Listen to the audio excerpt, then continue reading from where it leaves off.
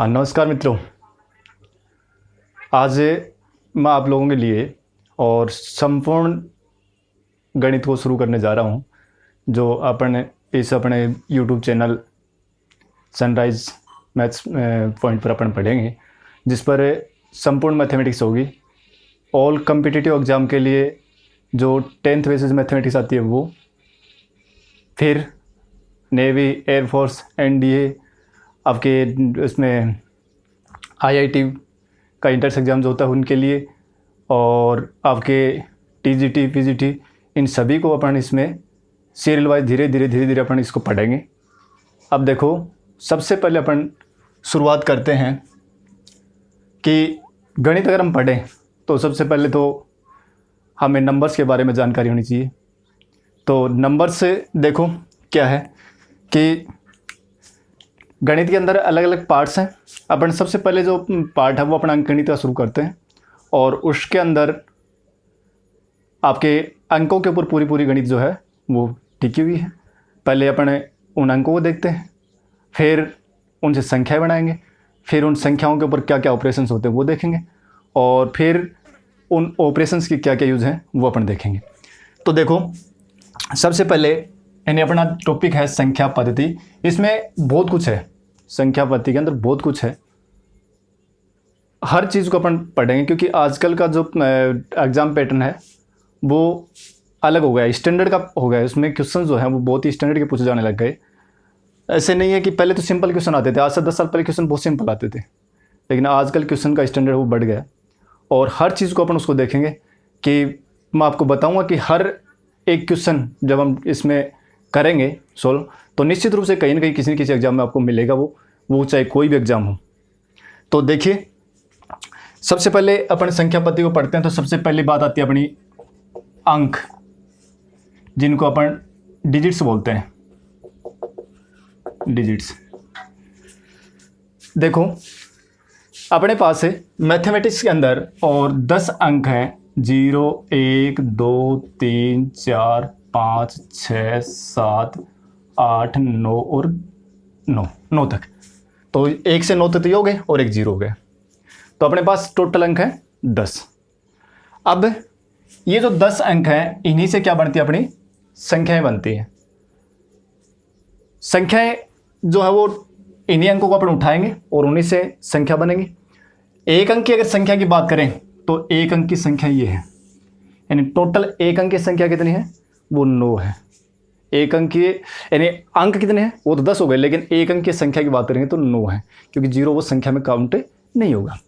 अब बात आती है अपनी 2 अंकों की।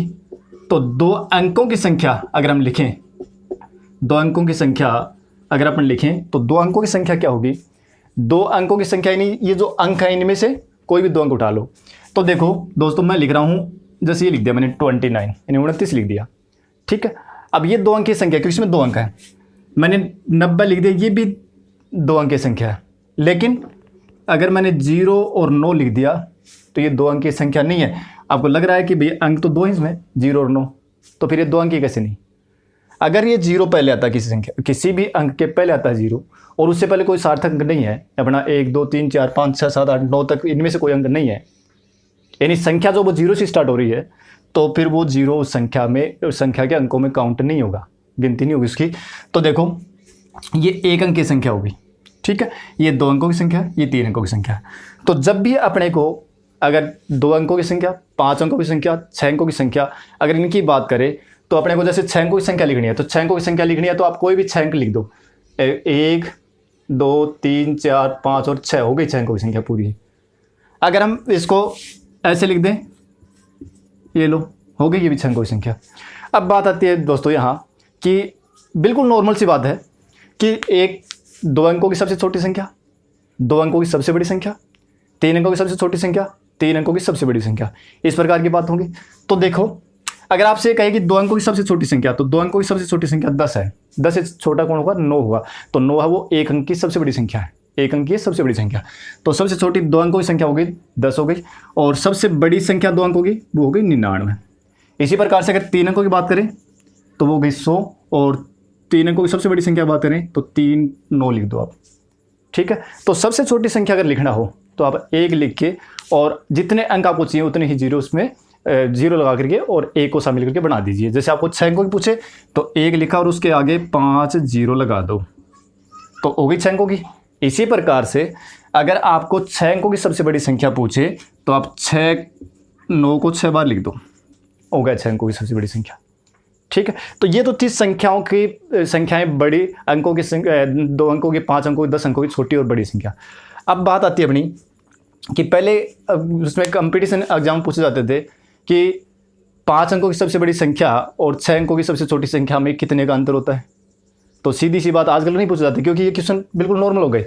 तो 5 अंकों की सबसे बड़ी संख्या ये लो और 6 अंकों की सबसे छोटी संख्या ये लो।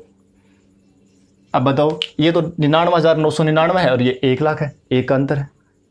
तो जितने बड़े अंकों की संख्या है उसमें अगर हम 1 जोड़ देंगे तो आगे जो संख्या आएगी वो 1 अंक बढ़ करके सबसे छोटी संख्या हो जाएगी। जैसे हमने 5 अंकों की सबसे बड़ी संख्या ली ये 99,999 और हम इसमें 1 जोड़ते हैं तो अपने पास ये आ जाता है 1 लाख, और 1 लाख जो वो 6 अंकों की सबसे छोटी संख्या हो गई। यानी 5 अंकों की सबसे बड़ी संख्या में 1 जोड़ने पर 6 अंकों की सबसे छोटी संख्या मिल गई। तो पहले इस प्रकार के क्वेश्चन पूछे जाते थे लेकिन आजकल नहीं पूछे जाते। अब देखो उसके बाद में आता अपना एक शब्द आता है, जैसे मैंने कोई संख्या लिखी, ये कोई मैंने संख्या लिख दी 5 अंकों की। ठीक है, अब इसमें एक नाम आता है, एक तो होता जातीय मान और जिसको अपन बोलते हैं लोकल वैल्यू, और एक आता है स्थानीय मान, स्थानीय मान। ठीक है, तो देखो जातीय मान क्या होता है, स्थानीय मान क्या होता है। जातीय मान तो जो भी जिस भी अंक का पूछा जाए वही होगा। जैसे मान लीजिए आपको ये संख्या दे दी और इसमें आपसे कही 5 का जातीय मान क्या है, तो 5 का जातीय मान जो हो 5 ही होगा। ठीक है, अगर 7 का जातीय मान पूछे तो 7 का जातीय मान 7 ही होगा। अगर आपसे पूछे कि 7 का स्थानीय मान बताओ, तो जिस भी संख्या का स्थानीय मान पूछे, जिस भी अंक का स्थानीय मान पूछे, तो जैसे 7 का पूछ रहा है तो 7 लिखो आप, और अब इसके आगे कितने अंक हैं उतने ही जीरो लगा दो। तो 7 के बाद में 1 अंक तो है, तो ये होगा 7 का स्थानीय मान है वो तो 70 हो गया, और 7 का जातीय मान है वो 7 हो गया। इसी प्रकार से इस 5 की अगर मैं बात करूं तो 5 का जातीय मान तो 5 होगा और 5 का स्थानीय मान होगा वो कितना होगा, 5 का स्थानीय मान हो जाएगा 5 के आगे कितने अंक हैं 3, तो 3 जीरो लगा दो, ये हो गया 5 का स्थानीय मान। तो एक यहाँ से भी बात बनती है, पहले उसमें आर्मी वगैरह की जो भर्तियाँ होती थी, ओपन भर्तियाँ, उनके अंदर इस प्रकार के टेस्टों के अंदर क्वेश्चन पूछे जाते थे कि 5 अंकों के स्थानीय मान, 5 अंकों की संख्या दे दी, उसमें स्थानीय मान पूछ लिया। कई बार ऐसा क्वेश्चन भी पूछ लेते हैं कि ये संख्या दे दी और कहे कि इसमें 6 के स्थानीय मानों का अंतर बताओ कितना होगा, तो 6 के स्थानीय मानों का अंतर क्या होगा, तो 6 का स्थानीय मान देखो, इस 6 का स्थानीय मान तो हो गया 600 और इस 6 का स्थानीय मान कितना हो गया 6, और दोनों का अंतर कितना हो गया 594 हो गया। तो ये छोटी छोटी बातें हैं, लेकिन कई बार जब ध्यान नहीं होती तो ये हमारे लिए बहुत बड़ी होती हैं, क्योंकि अगर एक क्वेश्चन अगर हमारा ईजी क्वेश्चन अगर छूटता है तो हम बहुत पीछे हो जाते हैं। अब देखो ये थी बात अपनी स्थानीय मान और जातीय मान की। अब आता है ये जो संख्याएं हैं, इन्हीं को अपने और अंक की बात हो गई, इनसे हमने संख्या बना ली। अब ये संख्या इन संख्या का विभाजन है, तो पहले अपन इसकी बात करते हैं और उसके बाद में अपन आगे चलेंगे। तो देखो एक नाम आता है अपने पास प्राकृत संख्या, बहुत बार आएगा प्राकृत संख्या।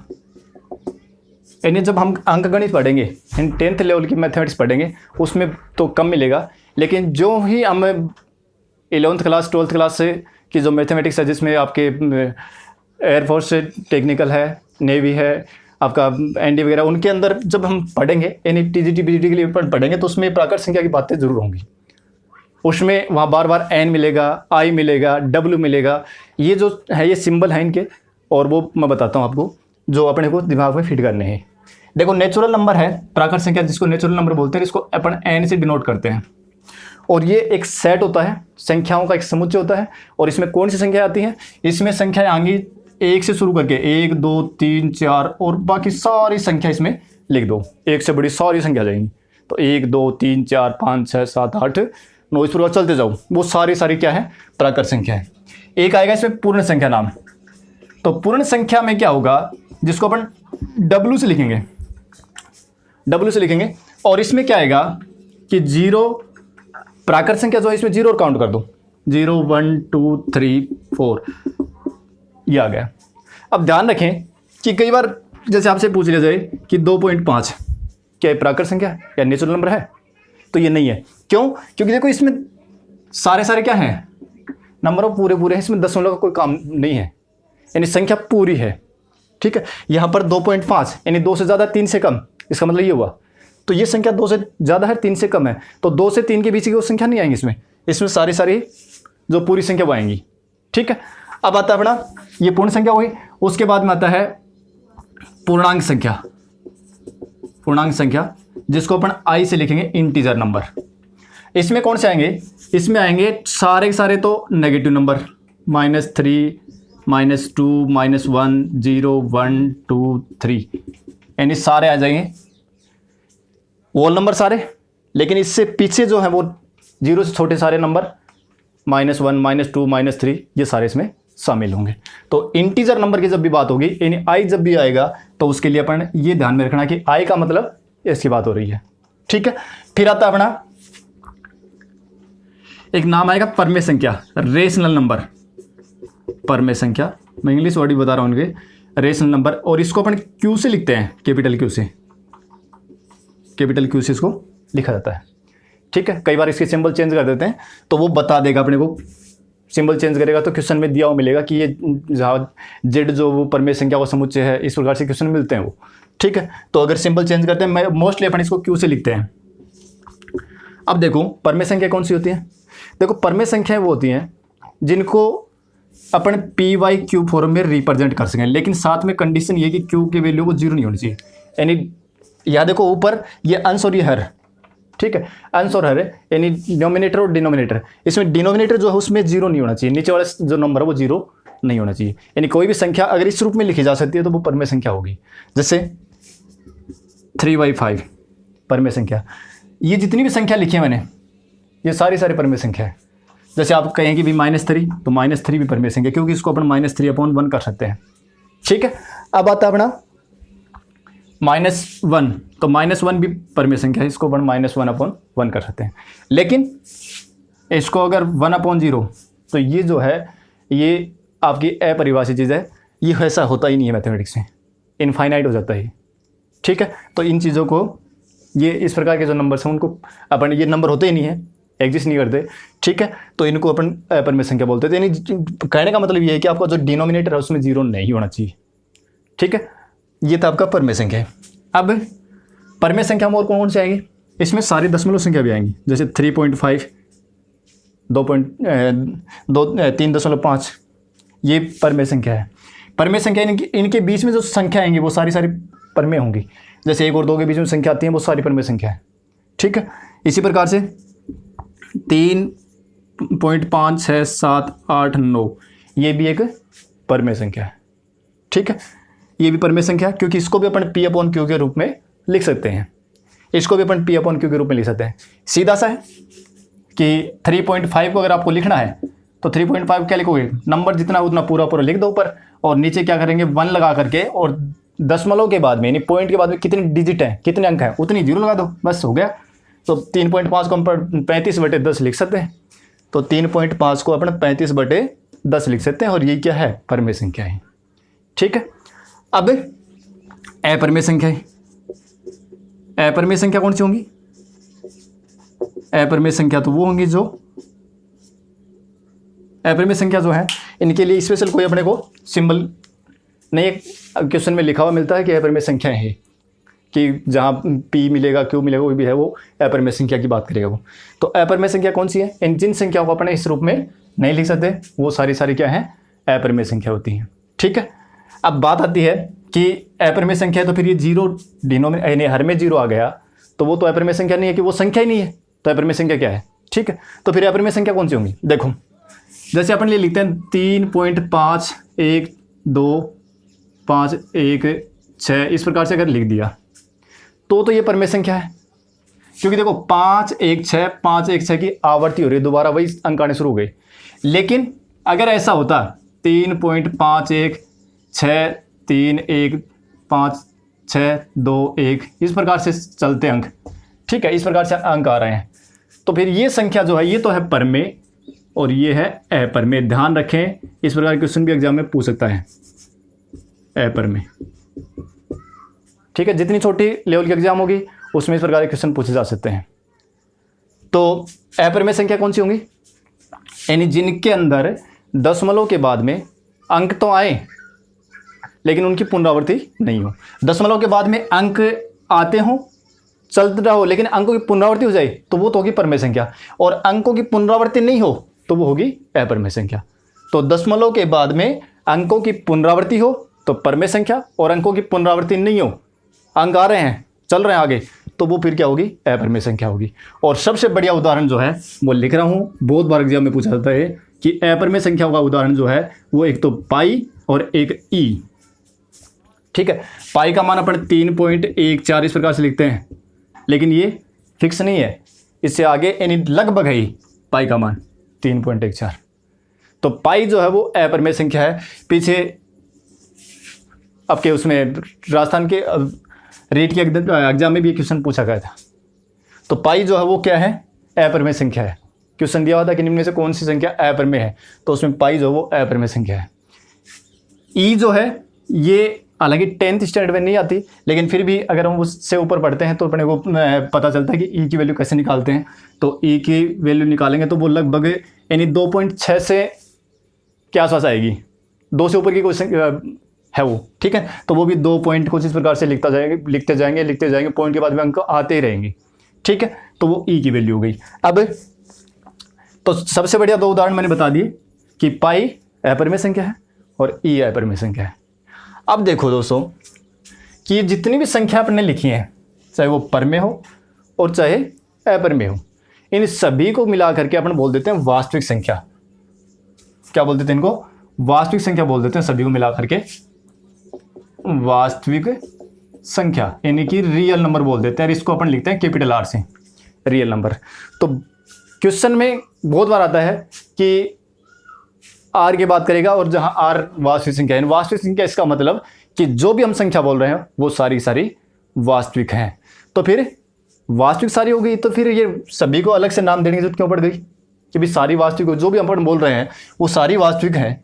कि हमने 1 से लेकर के अनंत तक की संख्या देख ली, प्लस में 1 से छोटी माइनस में अनंत तक की संख्या देख ली, इनफाइनाइट चल रही है। हमने पॉइंट वाली भी देख ली, भिन्न वाली भी देख ली, तो फिर संख्या बस कौन सी गई? सभी तो आ गई, और सभी को मिलाकर क्या करा है कि ये सारी वास्तविक संख्या है। यानी ये भी वास्तविक संख्या, ये भी वास्तविक संख्या, ये भी वास्तविक संख्या, ये भी वास्तविक संख्या, सब वास्तविक संख्या है। तो दोस्तों वास्तविक संख्या के अलावा और काल्पनिक संख्या बचती हैं, और वो काल्पनिक संख्या कौन सी होती हैं? वो काल्पनिक संख्या होती है अपनी वर्गमूल के अंदर, और अगर आ जाए -2, वर्गमूल के अंदर कोई माइनस वाली संख्या आती है तो वो आपकी काल्पनिक संख्या होगी। जैसे वर्गमूल -5 आ गया, -2 की घात 1/4 हो गया, इस प्रकार से कोई संख्या आती है तो वो क्या होंगी? काल्पनिक संख्या होंगी। अब जो परमेय संख्या बताई थी, अपरमेय संख्या का जो नाम आया था, वहीं पर एक चीज़ और क्लियर कर ले कि जिन संख्याओं के हम रूट निकालें, जैसे √2, √5, 5 की पावर 1/4, 6 की पावर 1/7, इस प्रकार की संख्याएं जो होती हैं वो भी सारी अपरमेय होती हैं, ठीक है। यानी ये वैल्यू अपन निकालेंगे और ये वैल्यू अपने पास कोई भी एक नेचुरल नंबर यानी प्राकृतिक संख्या नहीं मिले तो ये सारी क्या है? अपरमेय संख्या। लेकिन ध्यान रहे, अगर वर्गमूल 9 आता है तो ये 3 आएगा। वर्गमूल 9 अपरमेय संख्या नहीं है, ये परमेय है। क्यों? क्योंकि इसका वर्गमूल अगर अपन निकालते हैं तो वो 9 आता है, ठीक है। तो ये थी अपनी अपरमेय संख्या, परमेय संख्या, वास्तविक संख्या। ये संख्याओं के बारे में अपन ने आज सारी जानकारी ली अभी तक।